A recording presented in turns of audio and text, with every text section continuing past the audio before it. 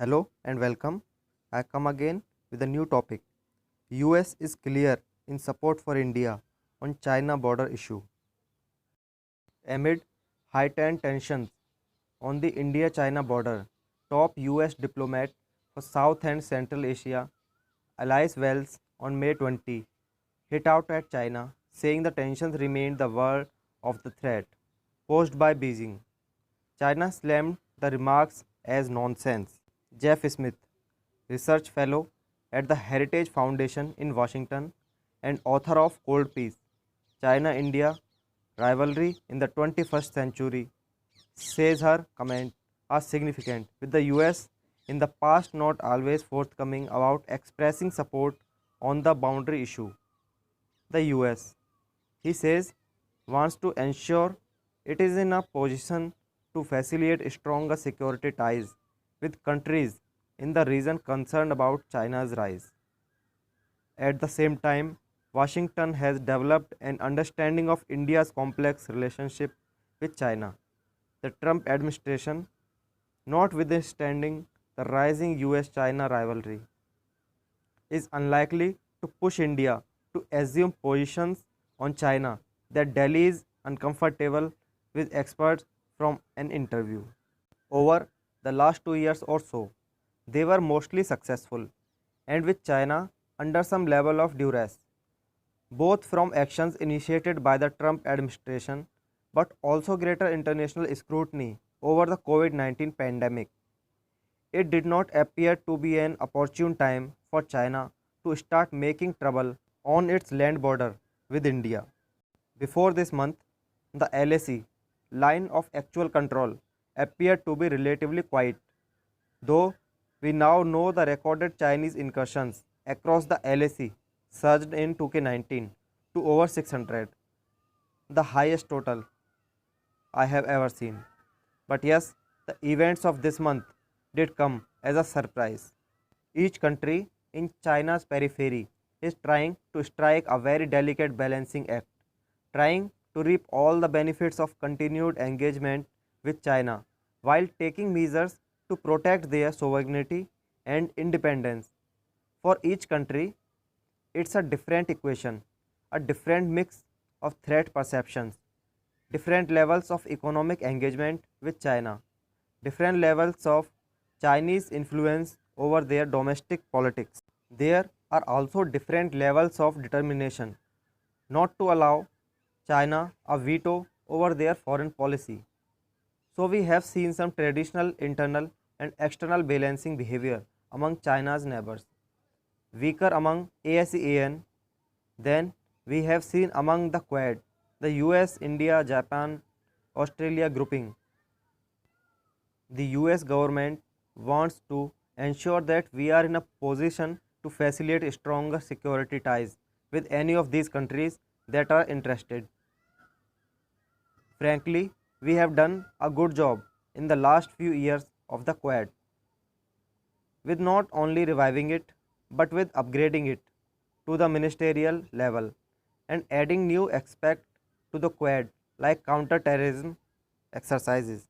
The Quad countries are also involved in some COVID 19 pandemic response coordination as well, with regular calls among officials from the Quad and those from South Korea, Vietnam, and New Zealand, though it's not formally a Quad initiative.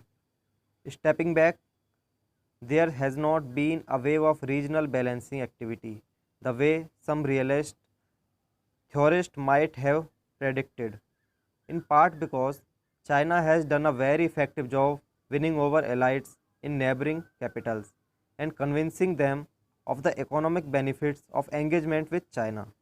That's true. Even in cases like the Philippines, where you have a population and national security establishment incredibility wary of moving closer to China.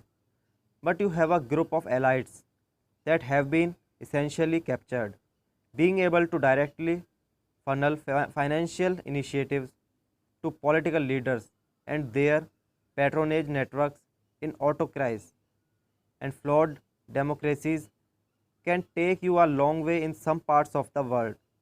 So, we do see some rising concerns about Chinese behavior and some movement towards the US, but within the context of this constant balancing act, which particularly in Southeast Asia may leave some of these countries vulnerable.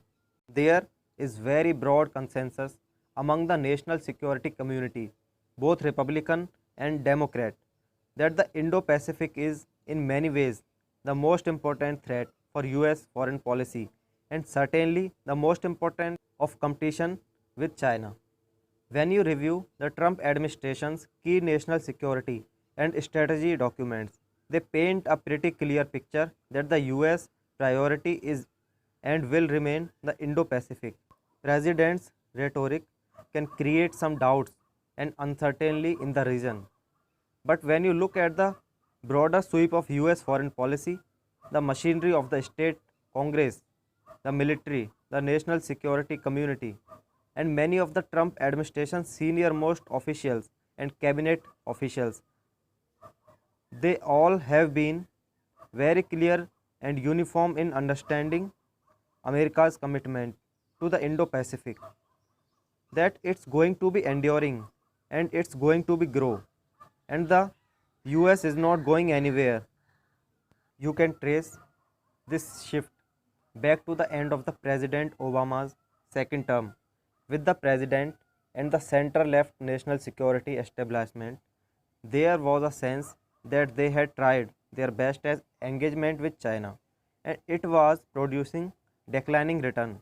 Of course, this also paralleled a change in Chinese foreign policy and came at a time China's behavior was growing substantially more assertive. That eventually catalyzed a rethinking on both sides of ASL about US policy toward China.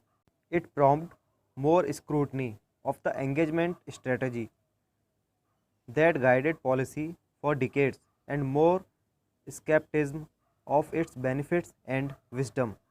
We are in a scenario in which a future Democratic or Republican administration swings back hard toward an engagement strategy that assumes China will become a more open country and more responsible stakeholder.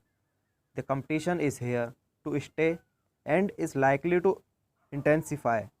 The counters of that competition and points of emphasis might change under different administration, but there is a clearly a change underway that will be lasting and will endure regardless of who is in the White House.